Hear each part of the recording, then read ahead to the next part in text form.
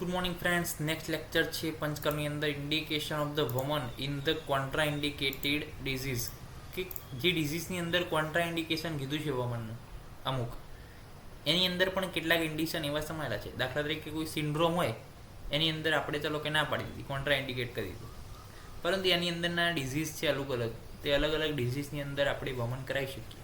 દાખલા તરીકે વાત વ્યાધિ છે એની અંદર આપણે વમન કોન્ટ્રાડિક્ટ કરીએ, પરંતુ એની અંદર પણ કેટલાક એવા ડિઝીઝ છે કે જેની અંદર આપણે વમન કરાવી શકીએ, મૃદુ વમન. તો ગ્રીદ્રસી છે, પ્રત્યાધમાન છે, અર્દિત છે, સોફ છે, પક્ષાઘાત છે. આની અંદર મૃદુ શોધન, સ્નેહન, સ્વેદન પછી કરી શકાય છે, કારણ કે આ બધા એવા ડિઝીઝ છે કે જેની અંદર શું છે, વાતનું ઇન્વોલ્વમેન્ટ તો છે જ, સાથે સાથે કફનું ઇન્વોલ્વમેન્ટ પણ એની અંદર શું છે જોવા મળતું હોય છે. આથી એ કફને દૂર કરવા માટે શું છે આપણે વમન કરતા હોઈએ છીએ. પછી વાત કરીએ હૃદરોગની અંદર આપણે ના પાડી. કેમ?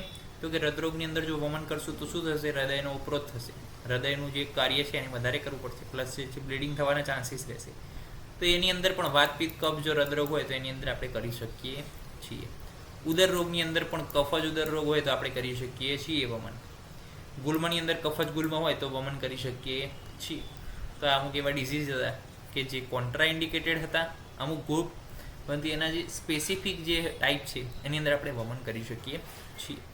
તો આ જે છે આપણે ઇન્ડિકેશનની અંદર લખી શકીએ આટલી વસ્તુ, કે ભલે કોન્ટ્રાડિક છે પરંતુ સ્પેસિફિક લખવું પડે કે ઉદર રોગ તો કયો ઉદર રોગ, એમ ડાયરેક્ટ ઉદર રોગ ના લખાય. કફ જ ઉદર રોગ, કફ જ ગુલ્મ રોગ, ગ્રીદ્રસી, પ્રત્યાધમાન, અર્દિત, સોપ, પક્ષાઘાત, આ બધાની અંદર શું છે વમન કરી શકાય છે સ્નેહન સ્વેદન કર્યા પછી. હવે આપણે વાત કરીએ છીએ નેક્સ્ટ ટોપિક છે role of the cost in the વમન. આપણે નેક્સ્ટ લેક્ચરની અંદર જોઈશું, કારણ કે અગત્યનો ટોપિક છે. ત્યાં સુધી રજા આપશો. જય હિન્દ, જય ભારત, જય આયુર્વેદ, જય ધન્વંતરી. નમસ્કાર.